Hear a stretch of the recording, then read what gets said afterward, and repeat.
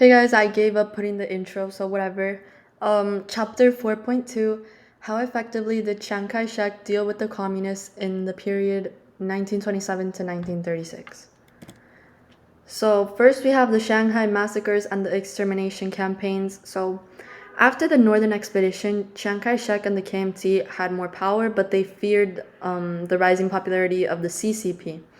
In 1927, Chiang launched a violent campaign against the CCP, and it started with the Shanghai massacres, which was a criminal group called the Green Gang attacked communist leaders and workers and killed thousands of communist supporters.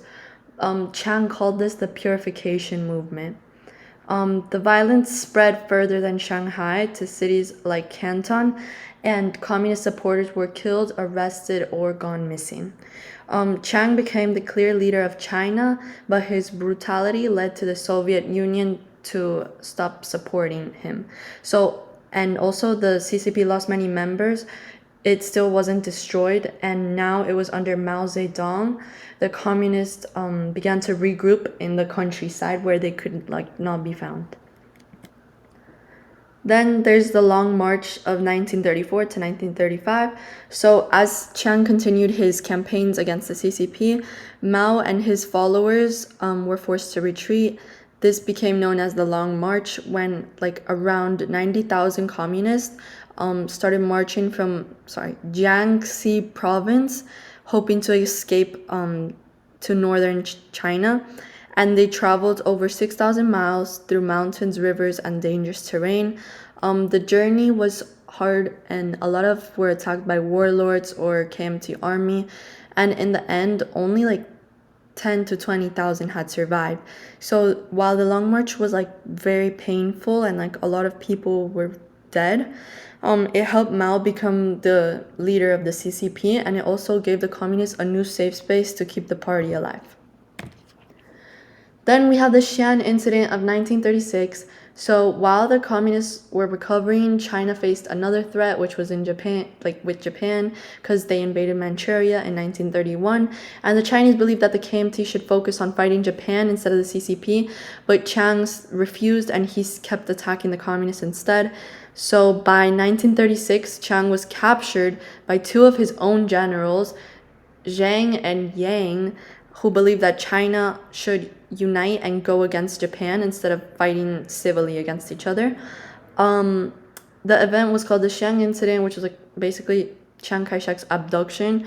And at first, he refused to work with the communists, but after pressure from the Soviet Union and people from his own army, he agreed to a deal between the CCP and the KMT, and this created the Second United Front, which was a temporary alliance between them to resist Japanese aggression. Then we have attempts at modernization and reform. So even while fighting the CCP, the KMT and Chiang were still trying to modernize China. They created a nationalist government, and were still trying to focus on Sun Yat-sen's three principles, which was unite China, educate people in democracy, and something else. And during what was called the Nanking Decade, which was from 1928 to 1937, the KMT made many reforms as they tried to fix transportation, education, and the overall economy. A lot of new roads and railways were built, and schools started becoming more popular. And yeah, this helped unify the country.